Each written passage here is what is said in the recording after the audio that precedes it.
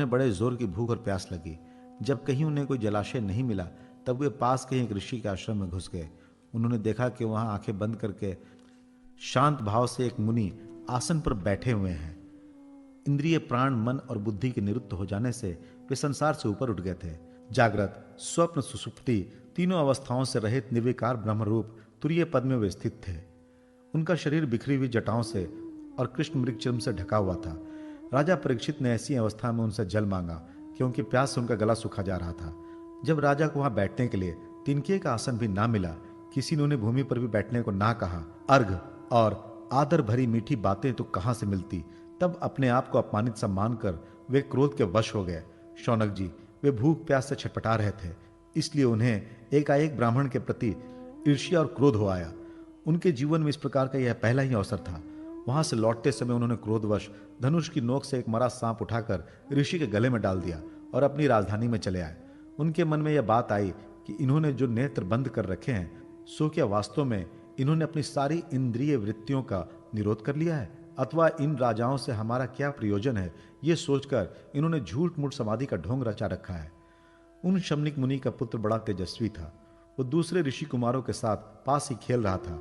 जब उस बालक ने सुना कि राजा ने मेरे पिता के साथ दुर्व्यवहार किया है, तब वो इस प्रकार कहने लगा, ये नरपति कहने वाले लोग उच्छिष्ट भोजी कौओं के समान संड मुसुंड होकर कितना अन्याय करने लगे हैं।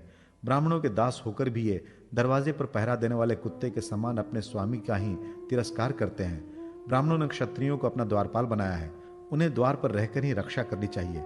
घर में घुसकर स्वामी के बर्तनों में खाने का उसे अधिकार नहीं है। अतएव उन्मार्ग गामियों के शासक भगवान श्री कृष्ण के परम धाम पधार जाने पर इन मर्यादा तोड़ने वालों को आज मैं दंड देता हूं। मेरा तपोबल देखो। अपने साथी बालकों से इस प्रकार कहकर क्रोध से लाल लाल आंखों वाले उस ऋषि कुमार ने कौशिकी नदी के जल से आचमन करके अपने वाणी रूपी वज्र का प्रयोग किया। कुलांगार परीक्षित ने मेरे पिता का अपमान करके मर्यादा को उल्लंघन किया है, इसलिए मेरी प्रेरणा से आज के 7वें दिन उसे तक्षक सर्प डस लेगा। इसके बाद वो बालक अपने आश्रम पर आया और अपने पिता के गले में सांप देखकर उसे बड़ा दुख हुआ तथा वो दहाड़ मारकर रोने लगा। विप्रवर शौनक जी, शमीक मुनि ने अपने पुत्र का रोना चिल्लाना सुनकर धीरे धीरे अपनी आंखें खोली और देखा कि उनके गले में एक मरा सांप पड़ा है।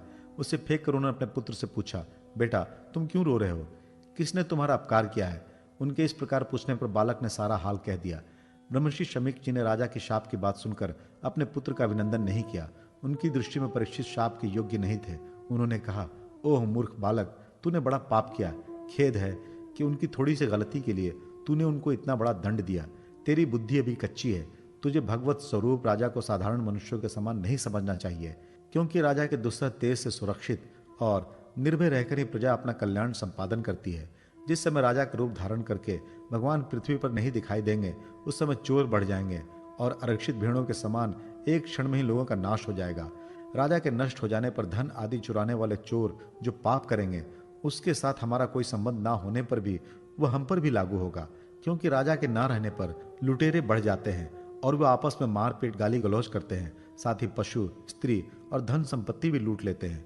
उस समय मनुष्यों का वर्णाश्रमाचार युक्त वैदिक आर्य धर्म लुप्त हो जाता है। अर्थ, लोभ और काम वासना के विवश होकर लोग कुत्तों और बंदरों के समान वर्ण संकर हो जाते हैं। सम्राट परीक्षित तो बड़े ही यशस्वी और धर्म धुरंधर हैं। उन्होंने बहुत से अश्वमेघ यज्ञ किए हैं और वे भगवान के परम प्यारे भक्त हैं। वे ही राजर्षि भूख प्यास से व्याकुल होकर हमारे आश्रम पर आए थे। वे शाप के योग कदापि नहीं है। इस नासमझ बालक ने हमारे निष्पाप सेवक राजा का अपराध किया है। सर्वात्मा भगवान कृपा करके इसे क्षमा करें। भगवान के भक्तों में भी बदला लेने की शक्ति होती है, परंतु वे दूसरों के द्वारा किए हुए अपमान, धोखेबाजी, गाली गलौज, आक्षेप और मारपीट का कोई बदला नहीं लेते। महामुनि शमीक को पुत्र के अपराध पर बड़ा ही पश्चाताप हुआ। राजा परीक्षित ने जो उनका अपमान किया था, उस पर तो उन्होंने ध्यान भी नहीं दिया था। महात्माओं का स्वभाव ही ऐसा होता है कि जगत में जब दूसरे लोग उन्हें सुख दुखादि द्वंद्वों में डाल देते हैं, तब भी वे प्राय हर्षित या व्यथित नहीं होते, क्योंकि आत्मा का स्वरूप तो गुणों से सर्वथा परे है।